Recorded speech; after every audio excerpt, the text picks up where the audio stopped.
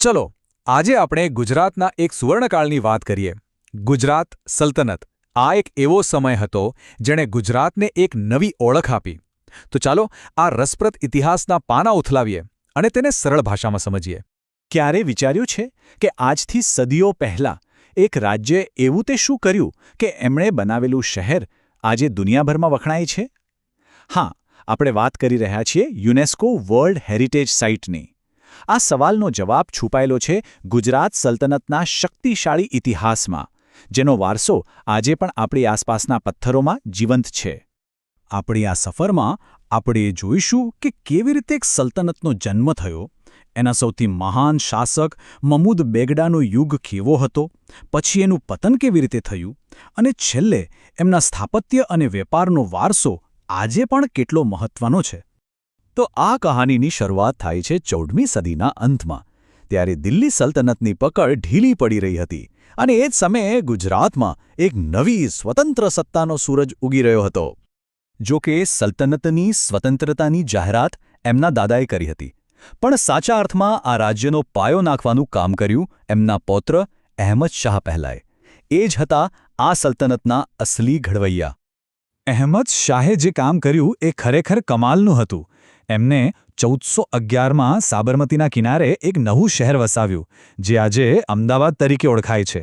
રાજધાનીને પાટણથી અહીં લઈ આવ્યા. પણ એમનું સૌથી મોટું કામ હતું જમીન મહેસૂલ માટેની વાટા પદ્ધતિ, જેણે રાજ્યને સ્થિરતા આપી. સાથે જ ભદ્રનો કિલ્લો અને જામા મસ્જિદ જેવા બાંધકામો કરાવ્યા. અને હા, એ પણ યાદ રાખવું રહ્યું કે ગુજરાતમાં હિન્દુઓ પર જજિયા કર લાદનાર પણ એ પહેલા સુલતાન હતા. પણ કોઈ પણ નવા શાસક માટે રસ્તો સહેલો નથી હોતો. અહેમદ શાહ સામે પણ એક મોટો પડકાર હતો: સ્થાનિક જમીનદારો. આ રાજપૂત અને કોળી જમીનદારો બહુ શક્તિશાળી હતા અને બળવો કરતા રહેતા. તો એમને કાબૂમાં કેવી રીતે લેવા અને રાજ્યની આવક પણ કેવી રીતે વધારવી, આ માટે એમણે એક બહુ જ હોશિયાર રસ્તો કાઢ્યો. અને એ ઉકેલ હતો વાંટા પદ્ધતિ. તો આખરે આ વાંટા સિસ્ટમ હતી શું, જેણે સદીઓ સુધી આખા રાજ્યની રાજનીતિ અને અર્થતંત્રને સાચવી રાખ્યું? જો આ વાટા પદ્ધતિની ખૂબી એની સાદગીમાં જ હતી. એમાં જમીનદારોની જમીનના 4 ભાગ કરવામાં આવતા. એમાંથી 3 ભાગ એટલે કે 75% હિસ્સો, જેને તળપદ કહેવાતો, એ સીધો રાજ્યની તિજોરીમાં જતો, અને બાકીનો 1 ભાગ એટલે કે 25%, જેને વાંટો કહેવાતો, એ મૂળ માલિક એટલે કે જમીનદારને પાછો આપવામાં આવતો.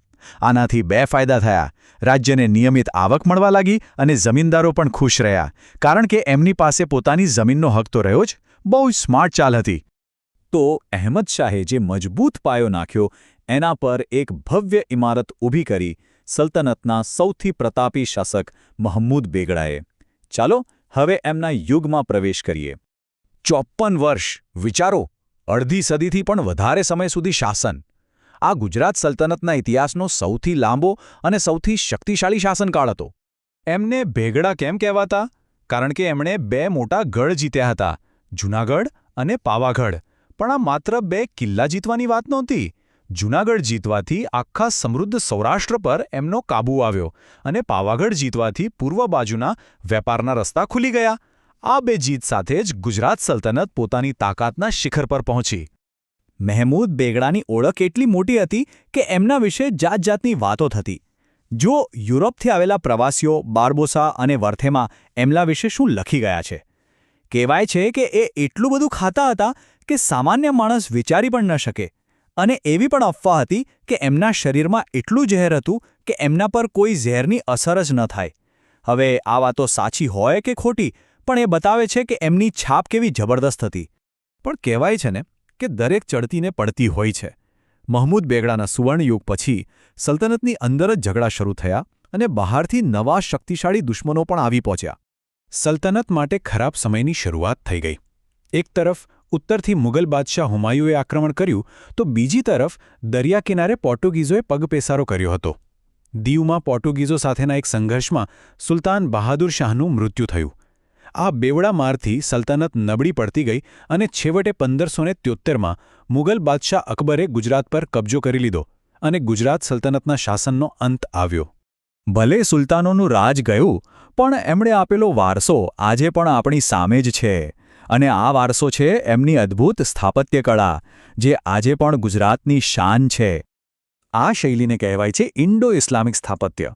આમાં શું હતું? તો આમાં હિન્દુ જૈન મંદિરોની જે બારીક અને સુંદર કોતરણીની કળા હતી, એને ઇસ્લામિક સ્થાપત્યની ભવ્યતા એટલે કે કમાનો, ગુંબજો અને મિનારા સાથે ભેળવી દેવામાં આવી. આ બે અલગ અલગ શૈલીઓના સંગમથી કંઈક તદ્દન નવું અને અનોખું બન્યું. આ મિશ્રણ તમે બહુ જ સ્પષ્ટ રીતે જોઈ શકો છો. એક તરફ હિન્દુ જૈન પરંપરાની ઝીણવટભરી પથ્થરની કોતરણી અને સુશોભિત ગોખલા, તો બીજી તરફ ઇસ્લામિક સ્થાપત્યની ઓળખ જેવી કમાનો, ગુંબજ, મિનારા અને સુંદર ભૌમિતિક ડિઝાઇનવાળી જાળીઓ. આ બંનેનું પરફેક્ટ બેલેન્સ એટલે ગુજરાતની સલ્તનત શૈલી. અને આ શૈલીના ઉત્તમ નમૂના જોવા હોય તો કંઈ દૂર જવાની જરૂર નથી. અમદાવાદ જ એક જીવતું જાગતું મ્યુઝિયમ છે. પછી એ સિદ્ધી સૈયદની વિશ્વવિખ્યાત જાળી હોય, સરખેજનો ભવ્ય રોજો હોય, અડાલજની અદ્ભુત વાવ હોય કે પછી કાંકરિયા તળાવ, જામા મસ્જિદ અને ભદ્રનો કિલ્લો, આ બધું જ એ સુવર્ણયુગની સાક્ષી પૂરે છે. અને વાત ખાલી અમદાવાદ પૂરતી સીમિત નથી. મહમૂદ બેગડાએ જે ચાંપાનેર પાવાગઢનું શહેર વસાવ્યું હતું, એની ઐતિહાસિક અને સ્થાપત્ય કળાને તો આખી દુનિયાએ બિરદાવી છે. 2004માં યુનેસ્કોએ એને વર્લ્ડ હેરિટેજ સાઇટનો દરજ્જો આપ્યો. આ બતાવે છે કે આ વારસો કેટલો અમૂલ્ય છે. પણ હવે એક મોટો સવાલ: આટલા ભવ્ય બાંધકામો, આટલું મોટું રાજ્ય ચલાવવા માટે પૈસા ક્યાંથી આવતા હતા? તો એનો જવાબ હતો ગુજરાતનો દરિયાકિનારો અને ત્યાંથી ચાલતો આંતરરાષ્ટ્રીય વ્યાપાર. ગુજરાત સલ્તનત ખરેખર એક ટ્રેડિંગ પાવરહાઉસ હતું. ખંભાત, ભરૂચ, સુરત જેવા બંદરો પરથી રેશમ, સુતરાઉ કાપડ અને ગળી જેવી વસ્તુઓ દુનિયાભરમાં નિકાસ થતી હતી. આખા સામ્રાજ્યને શીખ એટલે કે જિલ્લાઓમાં વહેંચવામાં આવ્યું હતું, જેથી વહીવટ સરળ બને. અને આ વ્યાપારને દરિયાઈ ચાંચિયાઓથી બચાવવા માટે મહેમૂદ બેગડાએ એક મજબૂત નૌકાદળ પણ બનાવ્યું હતું. આ જ વ્યાપાર સલ્તનતની સમૃદ્ધિનો મુખ્ય આધાર હતો. તો આજે સુલતાનો નથી રહ્યા, પણ એમણે બનાવેલી ઇમારતો, એમણે સ્થાપેલા શહેરો આજે પણ આપણી વચ્ચે છે. આ ઇતિહાસ આપણને શીખવે છે કે આપણી આસપાસ જે કંઈ પણ છે એ માત્ર પથ્થર કે ઇમારતો નથી. એ એક ભવ્ય ભૂતકાળની જીવંત વાર્તાઓ છે. ક્યારે વિચાર્યું છે કે આપણા શહેરો આપણને દરરોજ કઈ કઈ વાર્તાઓ કહેતા હશે?